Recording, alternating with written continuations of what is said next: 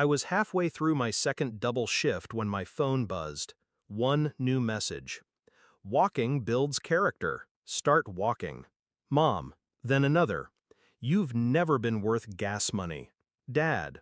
Attached was a screenshot from my sister's Instagram story, her smiling at the airport, luggage beside her, captioned, "Spain, here I come, paid in full, thanks Mom and Dad." I froze in the break room, the taste of burnt coffee turning metallic in my mouth. They'd sold my car, the one I'd bought myself after 2 years of night shifts and skipped meals. I didn't reply. I just sat there, phone in hand, pulse steadying. It wasn't the loss of the car that burned. It was the reminder. I was nothing to them but a resource to strip bare. It wasn't always this way. I used to think I mattered. I worked 2 jobs, paid rent on time, brought groceries when their fridge was empty. I thought that's what family did, carried each other. They carried my sister. Trips, new clothes, no questions asked. For me, every request was entitlement. Every need was weakness. I swallowed it for years, told myself love was sacrifice, told myself I was building bridges. But bridges go both ways, and they'd turned ours into a one-way road. The first crack came months before the car. I noticed cash missing from my room, a few borrowed things that never came back. They'd joke about it, as if I was being petty. Then I overheard my mother telling a neighbor I was too stupid to manage money. The same week I'd covered her overdue bills. But selling the car, that was different. That was theft wrapped in contempt. That was my turning point. I didn't scream, I didn't beg, I planned. Step 1, gather. I started pulling bank statements. Every transfer I'd ever made to them, every expense I'd covered, screenshots of texts where they admitted borrowing, photos of gifts bought for my sister with their money, money I'd earned. Step 2, track. I followed the paper trail on the car sale. The buyer was a friend of my father's. I got a copy of the sale receipt through a mutual contact. Price was lower than market, a favor. That favor became leverage. Step 3, strike where it hurts. They valued their reputation more than anything. They thrived on being the generous, respected couple in their community.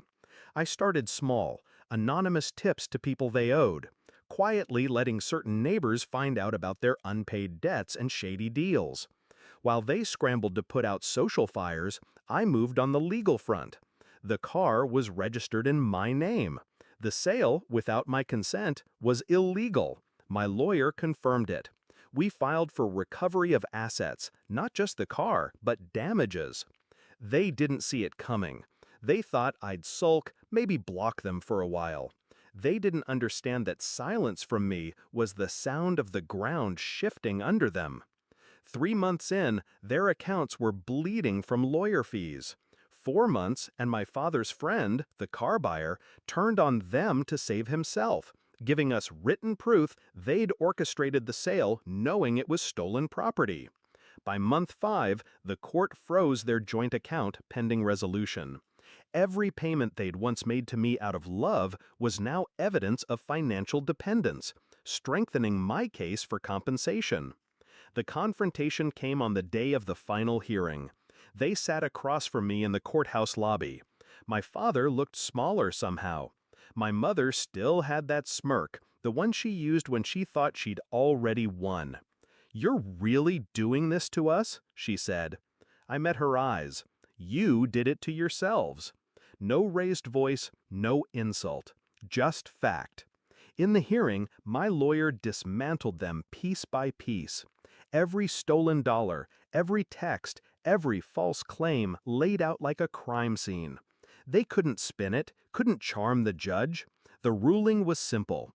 They were ordered to repay the full value of the car plus damages, an amount big enough to choke them. The repayment plan would stretch years, garnished wages, court oversight. But I wasn't done. A week later, I executed the last step. Remember the friend who bought my car? I'd already arranged a separate buyback through him once the case was settled. The car was waiting for me, keys in hand. I drove it to their house, parked right out front. They came to the door. My mother's face went pale. My father stepped forward. "This is harassment," he growled. I tossed a manila envelope on the porch, copies of the repayment schedule. "This isn't harassment," I said, calm as ever. "It's a reminder. Every time you send me a payment, you'll remember that you tried to take from me, and you failed." I slid into the driver's seat, started the engine, and pulled away without looking back. I still work double shifts sometimes, not because I have to, because I want to. Because every hour I earn is mine, untouched by their greed.